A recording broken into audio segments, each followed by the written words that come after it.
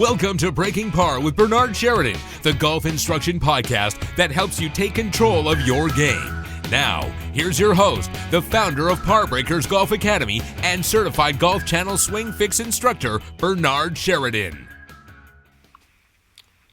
We'd like to welcome Mike Fay as our guest today. Mike is our first guest on Breaking Par, and it's an absolute pleasure. Mike, how are things up there in Michigan? Well, up here in northern Michigan, it's starting to get a little snowy out here. We probably had close to 3 feet of snow here before Thanksgiving. It's the most we've ever had. Coming off of what happened last year, it's not too promising, but we're hoping that it's a little bit warmer than what we went through last year with the minus 20 and 25 degree temperatures for so long. But it's good. It's good. It's got Thanksgiving going. Coaching players indoors now. It's really good stuff. So when you're indoors, what kind of setup do you have for the winter?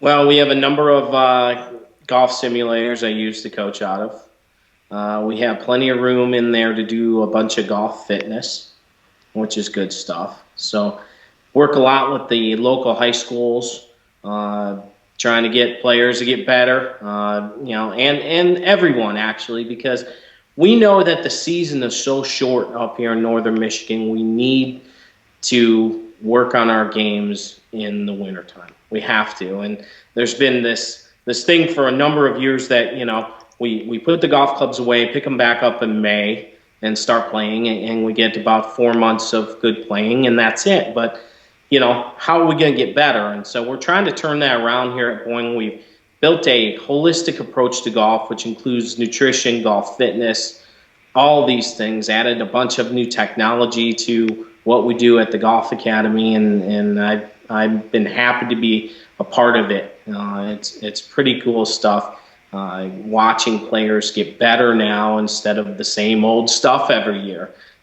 When you're working on someone's slice and they always have a slice, they come back to you again. Well, now we're starting to see some really good results when we work on our bodies a little bit, work on what we're eating a little bit, practice a little bit more, and spend more time at the game. It's good. That's great. I know that for me, myself, I've always been an advocate of working through the winter, and I've always had either my own indoor facility where I've actually had 2 different indoor facilities that were around 10,000 square feet, and then I've just recently downsized a little bit, but still have indoor. I think it's really important to do that. And then also the other thing I like about it is having a controlled environment to be able to not have to ever worry about canceling a lesson due to weather and things like that. Still, of course, do tons of stuff outside. But it's here in Pennsylvania, where I am, just outside of Philadelphia, we run into a lot of the same kind of weather that you do up in Michigan. It's just not quite as severe, and it doesn't come quite as soon and leave as late. But it's definitely that same way. Yeah, actually, in this and coaching players, I've seen some. I don't know, let's say this. My players have gotten more out of being with me in the winter than they do in the summer, as far as progression of their game, because we can actually make big changes in the winter and not focus so much on the score. And we worry about the score in the summer and not so much technical stuff in that time, because we're busy getting ready in the winter so that we can play our best in the summer, because the window is so short for playing. So, it's cool stuff. It's fun to watch, and it's fun to see people really enjoy and get into, coming to a golf lesson, not necessarily dressed up with collared shirt and, all that kind of stuff, but coming to a golf lesson maybe in some sweats and a T-shirt and working on their body to make them better, it's good.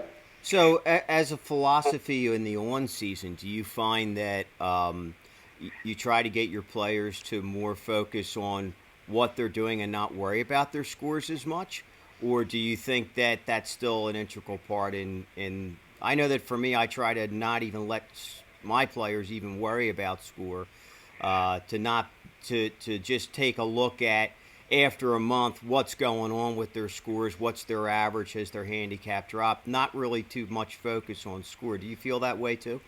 I think that way too. I think that what we need to do to grow the game of golf is to inform people more than anything. When you've got your USGA handicap and it takes 10 of the next 20 scores to be better to lower your handicap, that's a lot of golf to play. Yeah, that's true. A lot of time, right? Yes, absolutely. So when I explain it to people like that, for them to understand that going from an 18 to a 16 in one period is unbelievable. It's very hard to do. So it's going to take a month to drop your, handicap 2 shots. So let's just take our time and do what we have to do. It's the same thing with, I have TrackMan. We use TrackMan at Boyne. I use it with a lot of my lessons, but I don't use it with all of my lessons. And I think that's important too, because if we get wrapped up too much in numbers, too much in score, too much in things like that, we're not progressing as fast as we want to. But also I let them know, just like you do with your expectations, these are your expectations. This is what I expect you to start to begin to do better, And once people get a hold of that and get a grasp of it, I think they understand it better. They understand that this is a journey. I think a lot of times people come to a golf lesson and they seem to think that they're going to get immediately better. We all do, right? We want to take the car in, get it fixed, and it's better. But it doesn't work that way. Especially in this sport. Yeah. There's too many different things that happen in golf, whether it's your body, your golf swing, the day that you wake up in the morning, whatever it is that happened that changed things. So I try and do that when I'm coaching players, and it's really starting to pay off well, especially adding golf fitness to what I do. Certified in TPI, so it really has helped. Now you're involved a lot in junior golf, yes? Mm-hmm. And so when you take juniors, what are some of the things that you focus on with them that you might not focus on with your adult players? Especially when I'm teaching little kids, it's about fun. Yeah, I like to have fun with everybody, of course, but I play a lot of games with the kids. I do a lot of family activities where I bring parents in to play with the kids in tournaments. Oh, nice. Okay. We have a Junior Cup tournament series where 2 of the tournaments, they get to play with their parent as a partner. So you can imagine how much fun it is to have a 5-year-old play with his mom or dad in an alternate shot. Oh, that's great. Things like that I do with that. So I'm trying to grow golf through using families, and it's really good stuff. It's fun, and those are things that I try and focus on. Not getting too technical with everybody's swing, because every child is different for sure. But I think it's important that we do those things to grow the game and get more parents involved in that and get them out playing. We do have a really cool thing here at Boyne on select golf courses on Sundays after 2 o'clock. Dad pays the twilight rate, and mom and up to 2 kids play for free, which is pretty awesome. That's great. There for a family, and it's good. It's good stuff. That's fantastic. So here's the other question that I wanted to ask. When you're teaching, do you do a lot of stuff on course too with your students? Do you do like playing lessons and things of that nature? We do. Yeah, I try and average it out every 3 to 4 times that I see them. It's on the golf course, but also every coaching program that I put together is totally tailored towards them. So if they need more time on the course, I'm on the course more than I am on at the learning center with them. I think that's important to see what they do on the golf course versus what I'm watching right here in front of me.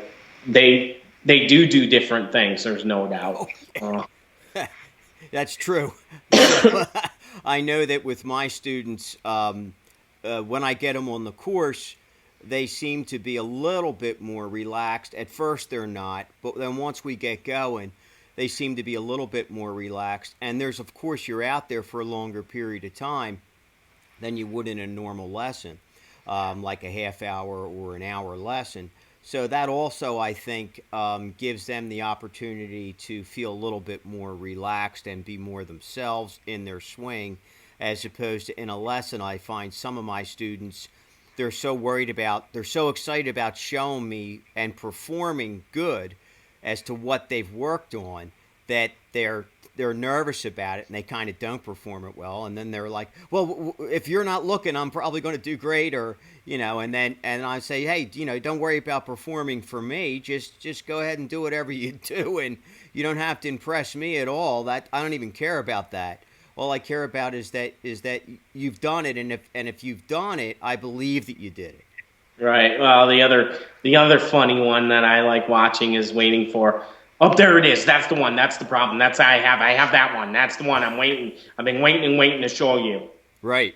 Right. And, so then right away you start to address those things then. And Sure. So what originally got you involved in becoming a golf instructor, as opposed to, let's say, going for the normal route of becoming a head professional of a club or something of that nature?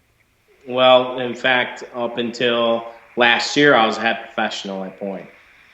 I was teaching more and more. I got the job, like you, with the Golf Channel Swing Fix. Started to do more and more stuff, and decided to make a career choice, and decided to go with the teaching versus the head professional part of the business. I think it's been a great move for my career. It's been a lot of fun. It was difficult to do both, be good head professional, good teaching professional at the same time. So, yeah, that's where I've been. So, probably the 17 years I've been a PGA professional, 16 of them I was running golf courses. Now I'm running golf academies and, giving golf lessons and, doing golf schools. So it's been quite a ride, but it certainly has been a lot of fun making this career choice to move on towards teaching. I'm getting a little bit older now. Family is very, very important to me, if any of you guys follow me online. And this just gives me a little bit more time with the little one. So the other question, there's so many questions that I want to ask you, because you're so versed in a lot of different things. So the other thing that I really wanted to ask you was it your idea originally to come up with Ask the Pro on Twitter? And when you decided to do that, what was the progression that you used to kind of get a lot of these other pros on board with you? Sure. I'll tell the story, to be completely honest. I opened up a Twitter account and started doing that at the same time that the TV show Desperate Housewives was being played. Sure. My wife really liked that. I needed something to do. So I opened up a Twitter account, and I wanted a place for my students to be able to ask me questions about golf and have a little fun. And it has turned into such a success. Honored that everyone around the world has helped me put this together. But when it started, it was just me. I started getting more and more questions, and I thought to myself, it would be really great if I can enlist some of these golf pros that I think are so awesome to help me with Ask the Pro. So I turned into the host, and to be honest with you, at the beginning, we didn't know what we were doing. I had no idea. And in fact, for the first 2 or 3 months, I kept getting kicked off of Twitter because I was tweeting so many tweets. This was before they started with hashtags. So I realized this is only, about 4 years ago. And now the hashtag, that's when we invented the hashtag Ask the Pro. We've got a logo for it now, had it approved by Twitter and all that stuff. So it's good stuff. There's about 70 people around the world help me with Ask the Pro at any given time. And it's a lot of fun. Last night was great. It was really busy last night on Ask the Pro. So.